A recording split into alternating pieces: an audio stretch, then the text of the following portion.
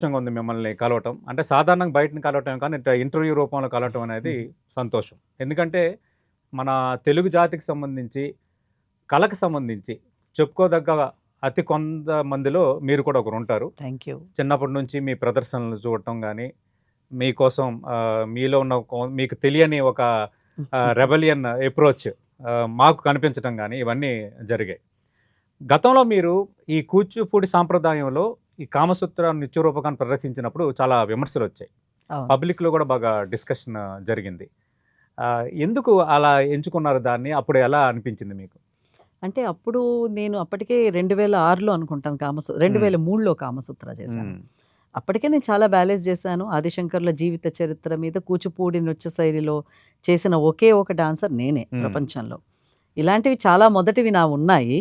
ఒకే ఒక డాన్సరు అన్నది చాలా ఉన్నాయి. చాలా ప్రయోగాలు చేశా. కానీ కామసూత్రకి వచ్చేసరికి ఏమైందంటే మనకి కొన్ని వందల వేల సంవత్సరాలుగా అది ఒక అశ్లీలము, అదొక బూతు అన్నది సమాజంలో ఏర్పడిపోయింది. ఒక అపోహ.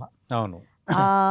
సో న్యాచురల్లీ ఒక ట్రెండ్, ఒక అపోహకి, ఒక ఆలోచనకి బలంగా పాదుకున్న ఒక ఆలోచనకి అలవాటు పడిన జనం ఒక్కసారిగా కూచిపూడి నృత్య శైలిలో, సంప్రదాయ శాస్త్రీయ నృత్య పద్ధతిలో రవీంద్ర భారతి వేదిక మీద చెయ్యడం అంటే కొంచెం డైజెస్ట్ చేసుకోవడం కష్టం.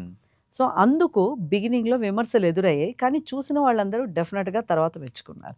కొంచెం మూమెంట్స్ అన్నీ కూడా మనం తగ్గట్టుగా జాగ్రత్తగానే ఉంటుంది. ఎందుకంటే నాట్యశాస్త్రంలోనే భరతుడు చెప్పాడు కొన్ని నిషిద్ధాలు. వాటిని ఆయన నీరసాలు అంటాడు. శృంగారం కానీ, చావు కానీ, అన్నం తినడం కానీ ఇలాంటివి ప్రదర్శించకూడదు అంటారు ఆయన. సో శృంగారం ప్రదర్శించలేదు, శృంగార భంగిమలు మాత్రమే ప్రదర్శించాను.